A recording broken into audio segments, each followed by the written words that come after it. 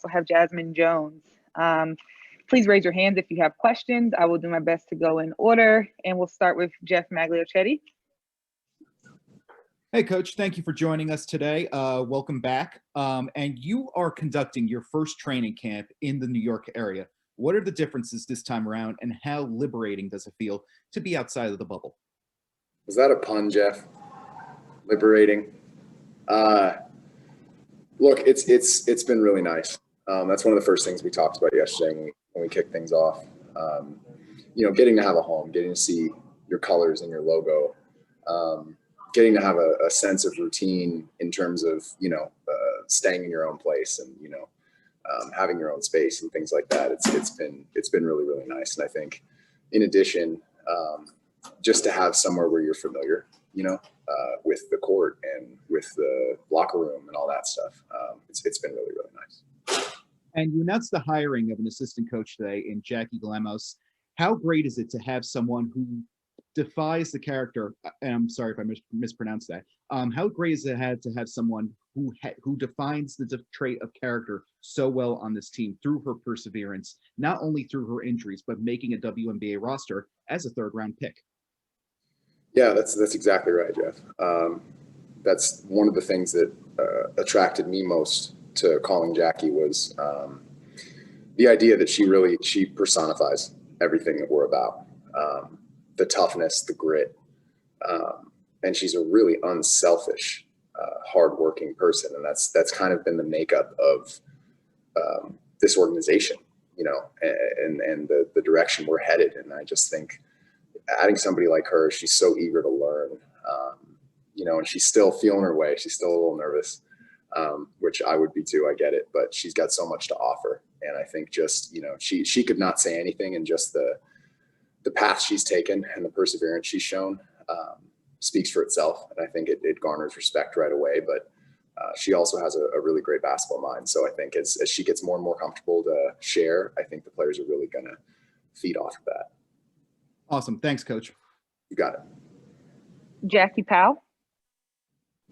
Hey, Walt. Good to see you. Thanks for being here with us.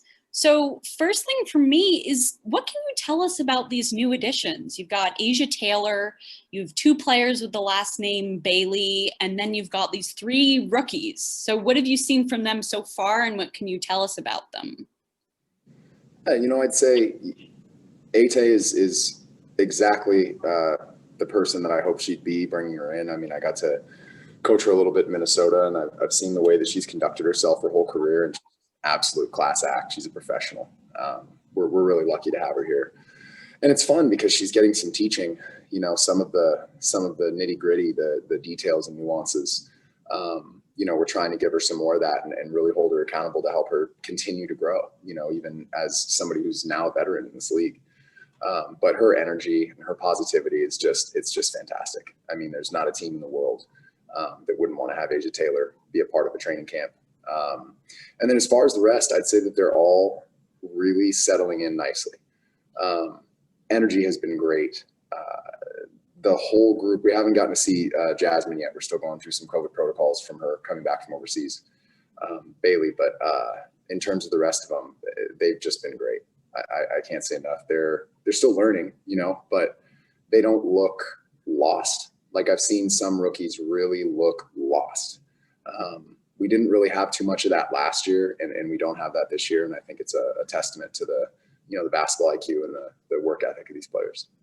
Right. And one more from me, just an update on Sammy Whitcomb. I mean, it said that she's not in camp now, but there was some press release from her Turkish team that said she was ill. So could you update us on that? Maybe that was incorrectly translated from Turkish to English. Yeah. She's it's the same case with her as it is with Jasmine Bailey, that really we're getting her through all of the necessary cardiac testing and things like that. From the COVID protocols. And so, we're expecting Sammy to be in camp in the next couple of days. Okay, good. Thanks so much, Coach. Got it. For sure.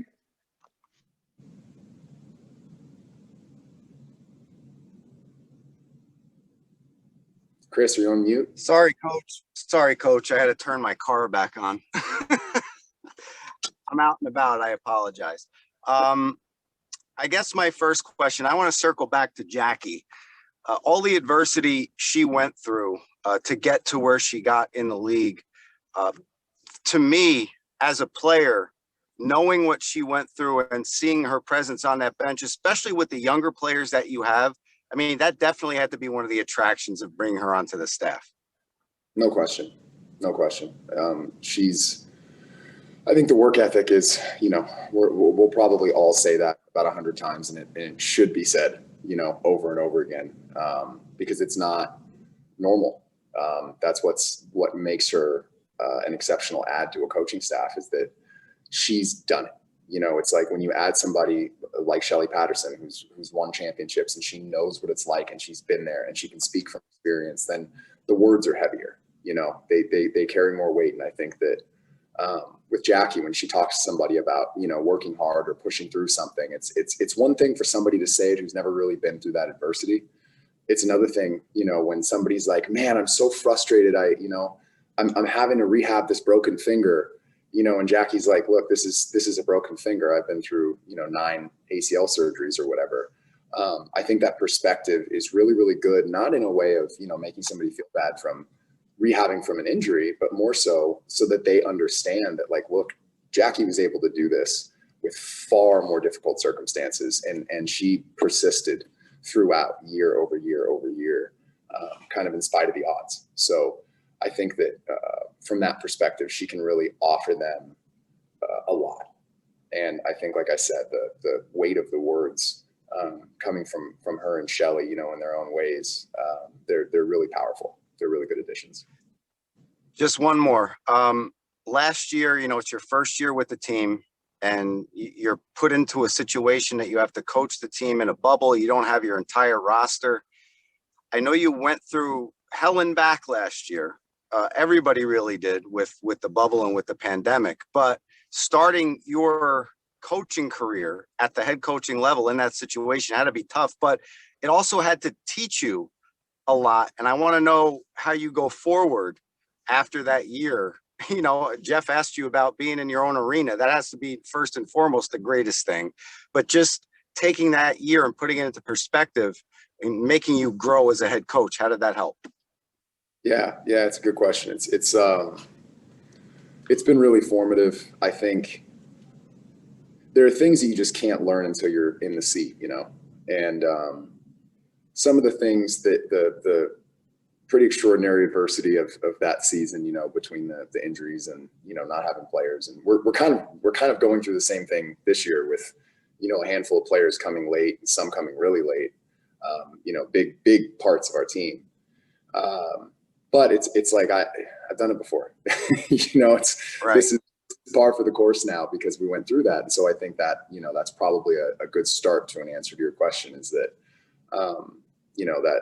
when you don't get what you want, you get experience. And that's what I've taken from that, is understanding how to roll with punches, understanding, that there's no one feeling sorry for us. There's other teams that have people that are out and, have adversity too. And it's really just about making the most of what we have, every single day. And I think the second part of that would be, in terms of my learning, I think just, a sense of what it means to be a head coach.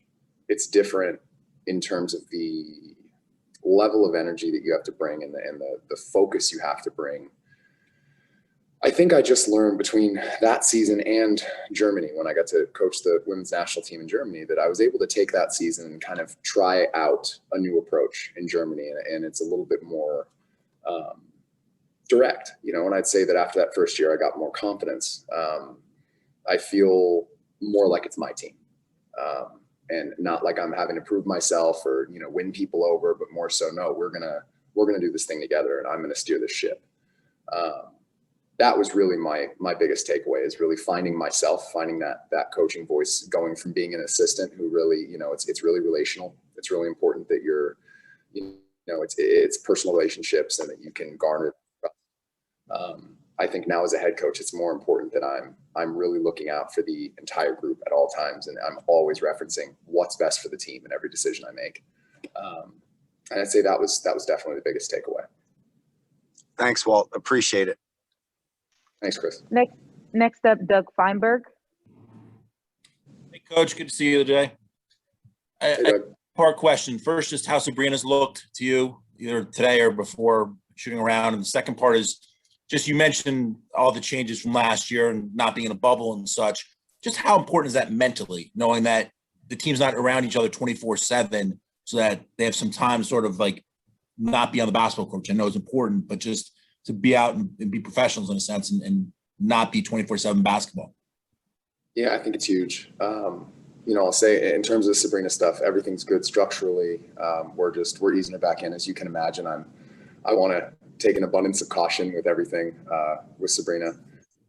Make sure that she's in a really good place and not rush anything. So, but everything looks good there.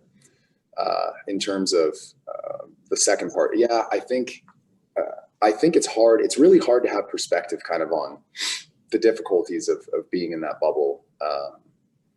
For the players, being around it all the time and not having an escape, to your point, it just wears on you. It just wears on you in ways that you don't even realize. So I think for them to have escapes and space and getaways and have their own place to be, we're still going to have some bubble restrictions. Oh, it's like bubble light, because we still have a lot of COVID protocols to follow. But it's still going to be a dramatic difference in terms of people's ability to kind of get away and have some time to themselves. Last question, Erica Ayala. Hey, Coach. Good to see you. Looks like you got a fresh-ish cut. I always like to see where you're at with the curls. But she cut it too short, and I had to go back to the old style. The curls don't work. I understand. I'm letting them grow out a little, but they're covered today. I respect it. I miss mine already.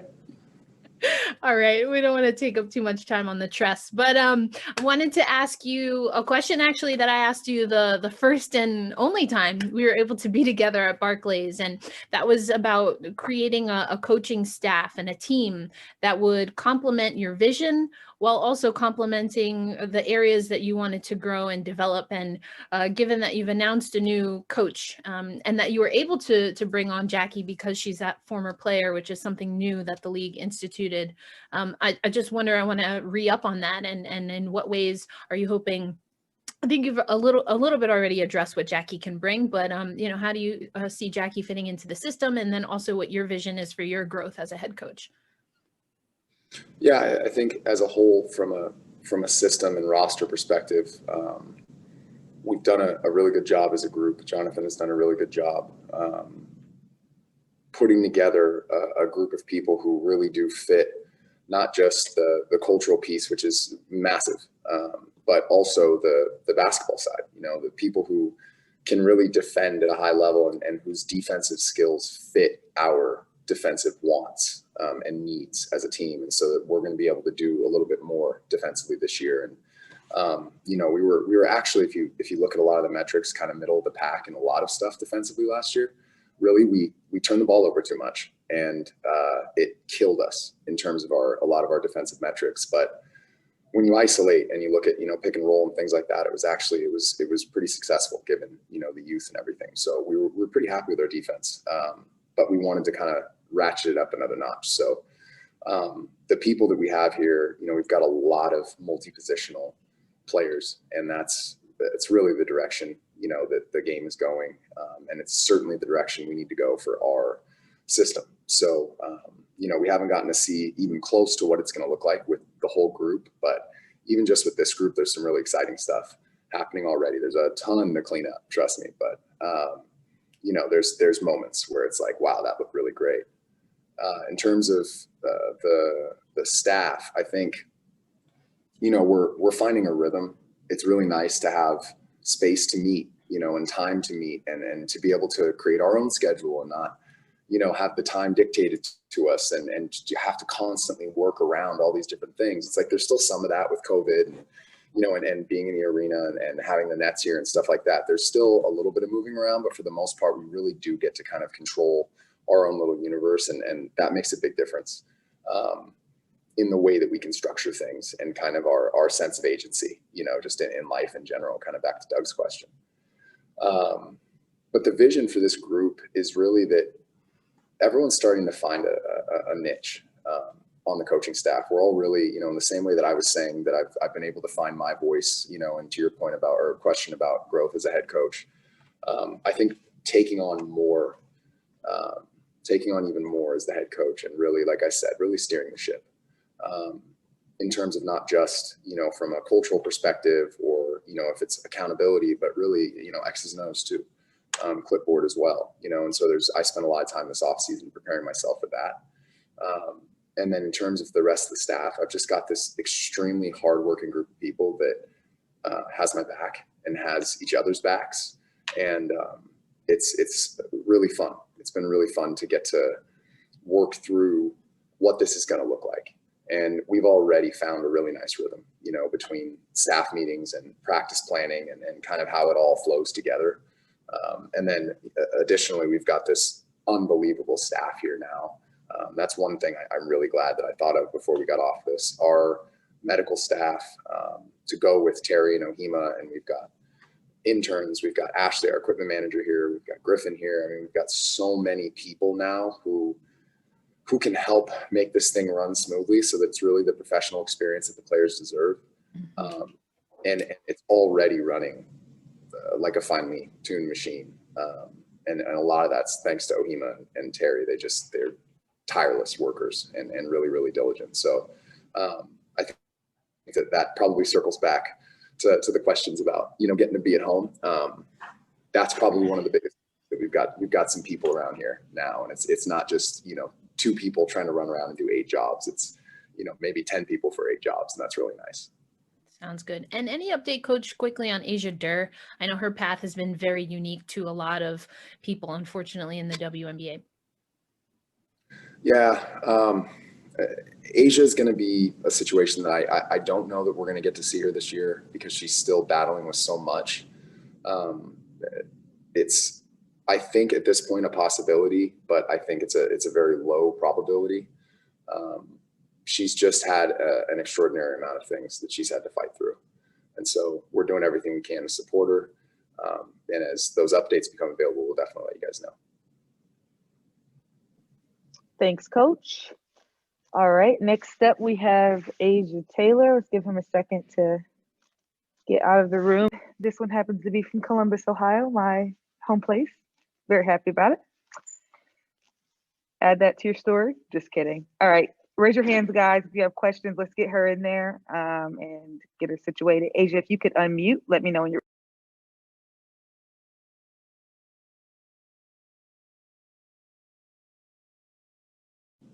All right, I'm unmuted. Do I take this off? I don't even know. You are alone and safe, so you're good. There's Okay. Clorox wipes to your left, hand sanitizer. All right, Miles Ehrlich. And if you guys, this is obviously her first media avail, so just let her know which publications you're from before you ask your questions. Thanks, guys. Hi, welcome to Liberty, first of all, and training camp at Barclays Center. You're coming off a really strong overseas campaign in Spain where you led your team in scoring, rebounding, and steals. Bringing your experience to such a young roster in this training camp, what areas of your game are you focusing on to try and stand out? Oh, and Really? sorry, I didn't say my publications. Miles Ehrlich with Nets Republic, Winsider, and Queen Ballers Club. Sorry about that. That's okay. No worries.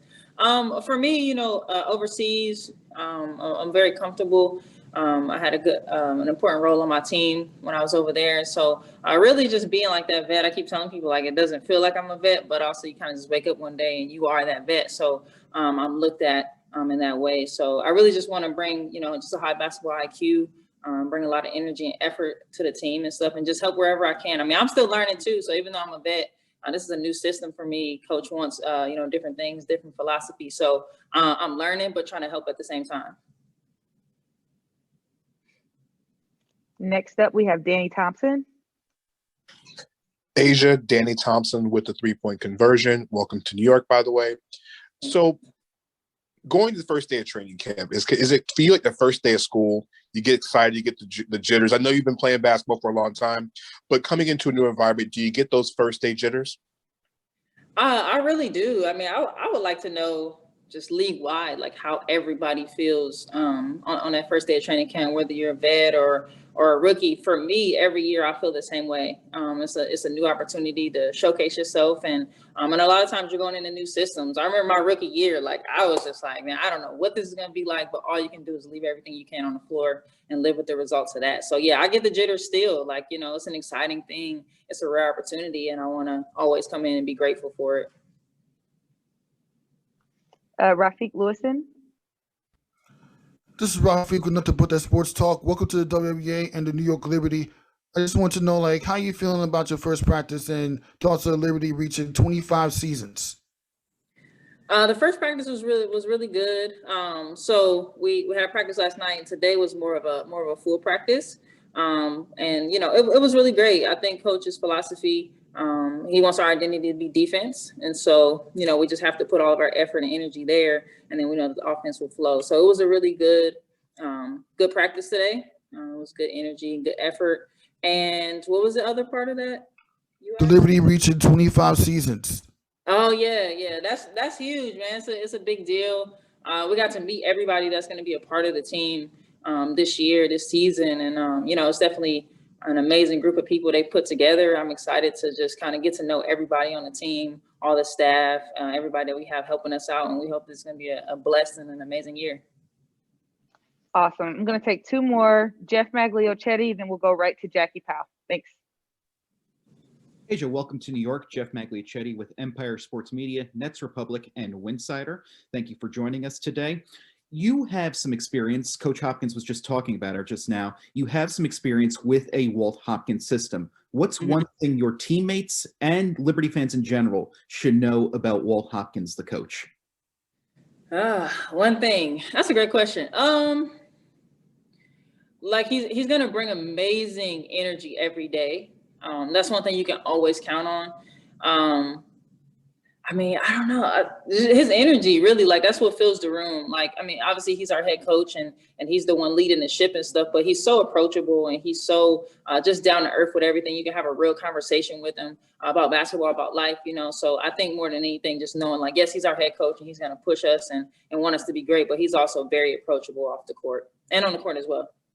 You're working with two fellow former Cardinals in Jazmine Jones and Kylie Shook. So what's it like to see this Louisville revolution kind of take over, not just New York, but the WNBA as a whole?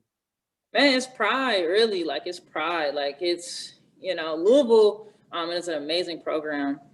I had the best time of my life there it was just my teammates, really. Like, they were just amazing. Like, those girls will be my sisters for the rest of my life. Like, there's no doubt about it. I don't care how long we talk, how long it's been. Those girls that I met at the University of Louisville will be family forever. So Jazz and Kylie, like, they're family too. They're a branch of the family. And I'm just happy to be here. You just have that common denominator.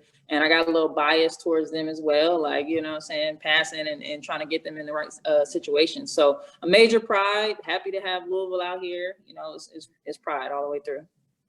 Well, thanks. Thanks for joining us. Thank you.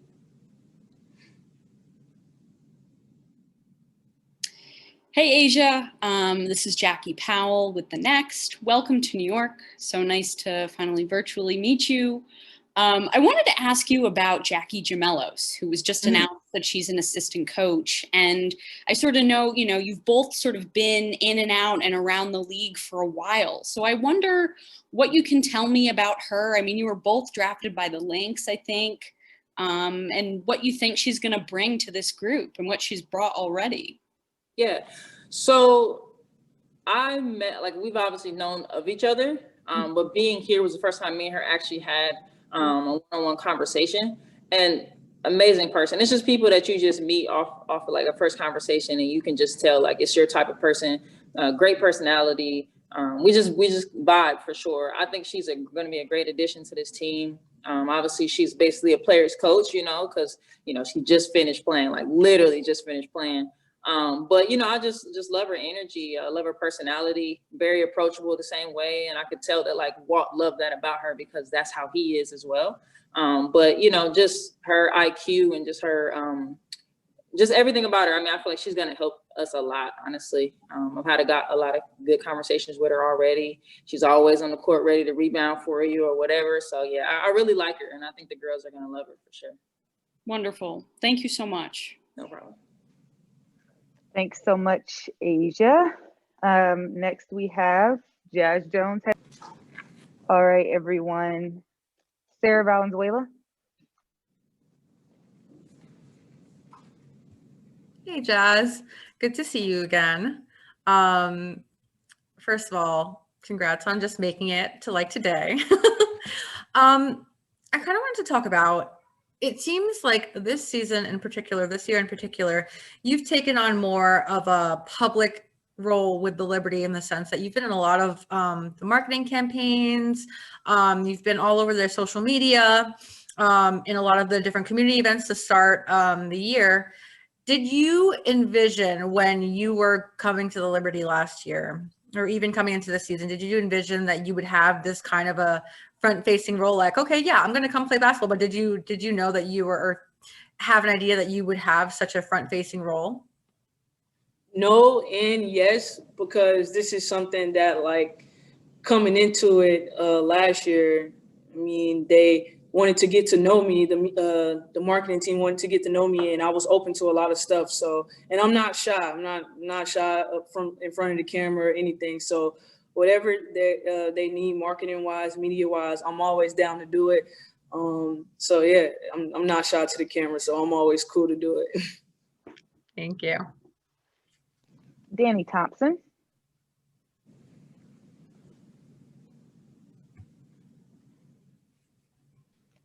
You might be muted, Danny.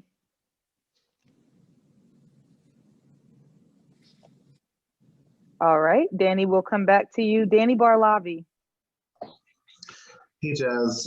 Thanks for taking the time today. I'm Dave Barlavi with Winsider Nets Republic and Vita Sports. I was wondering, heading into your second season, if you could talk a bit about your goals for this season, both personally and for the team, and on the court and off. Basically, both personally and team-wise, I'm here to do whatever the team needs for me to get better. For us to get better, for me personally to get better. This year, I just want to win. I definitely think we have the talent to win more than 2 games this year. But this year is going to be a great year once we get everybody here. So I'm just, whatever it takes to win, I'm down to do. Personally, for me, I need to work on being more consistent on both sides of the ball, causing chaos on the defensive end like I know I can, and just having an impact every time I step on the floor. Thanks so much. Jeff Magliochetti. Jazmine, thank you for joining us. Great to see you again. Your rookie training camp was one spent in the confines of the bubble. How liberating is it to be back, to actually be in New York as a member of the New York Liberty? It's great. We now get a full experience of a real training camp. So it's just like my rookie season part 2. For me, that's what it feels like, because coming into the training camp, you have these rookies, and then you have these players with only 1 year of experience under their belt, but not a real training camp. So it's like it's like 8, 9 of us that's coming in here with no real training camp experience and don't know what to really expect. So like that was exciting. Just last night we had a great practice, and then this afternoon we had a great practice. So it's just it's an experience, but we're definitely glad to be back in New York, out of the bubble, playing in Barclays, practicing in Barclays, and just being in the city of Brooklyn, and then hopefully the season playing in front of our fans and stuff like that, so we could get the full WNBA experience. You're a player. Safely, though, but safely. Of course. You're a player that has defined the Liberty's never-ending quest for character, in the sense that you go from last pick of the first round, you play a position you hadn't played since high school, and you go on to be part of the WNBA's all-rookie team. How does it feel to be a representative of one of this team's defining characteristics and character? It's great. Like I've been saying, through all my interviews, it's just a humbling and blessed experience just to even be here. Last year, just to be a part of the 144 women playing this game, and then this year to just to be here, man. Like every single day, I wake up and I'm just living my childhood dream every single day, and I'm just blessed every morning. I just thank the man above. Just thank you for letting me wake up, living my dream, playing the game I love every single day, because not everybody gets to do this. We see this is the hardest league to be in, and just me being here is a blessing every single day. Thanks, Jazmine. Have a great camp. Thank you. Miles Ehrlich. Hey, Jazz. Miles Ehrlich with Winsider, Queen Ballers Club, and Nets Republic. A couple weekends ago, you participated in Liberty's youth basketball clinic, running drills with kids from around the city. What did it mean to you, finally, as a second-year pro now, be able to interact with the fans and the community for the first time? It was great. It was definitely great because, doing that campus, it wasn't something I was new to, because when I was home, I had a camp of my own going on. So just being able to interact with kids and giving back to the community is always great. And I love doing that stuff. I did that stuff all the time when I was in college. And so just continue to do it and pay it forward is awesome.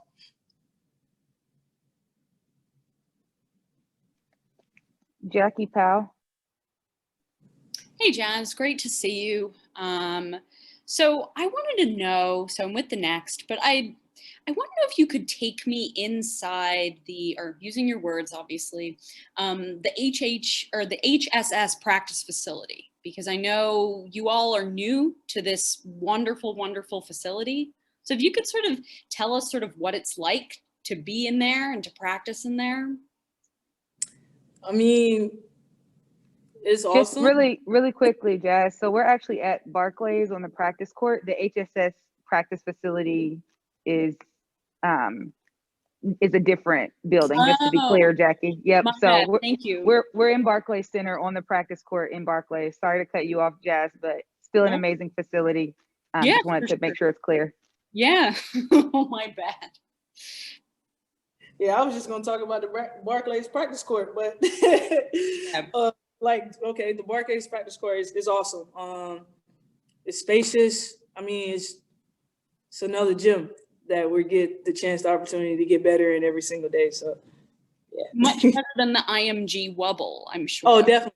Yeah, definitely. I mean, we were blessed with the gym in the bubble, and we had access to the gym in different courts and stuff like that. So that was good. But now just being able to have our, own space and things like that, be as loud as we want to on the court is nice, and have our privacy and everything. So that's dope. For sure. And could you just tell us about some of the new faces? What do you think of them, and what are your first impressions? Like the first two practices, everybody has been great. The talk, the communication, the energy, the effort has been outstanding. We're just looking forward to, gelling together and learning more every single day. Coach Walt has done a great job in putting emphasis on what he wants to work on to start the season off, and that's been defense. And defensively, this year we're going to cause chaos, cause havoc all over the court. And so I think all us buying into that is going to be great.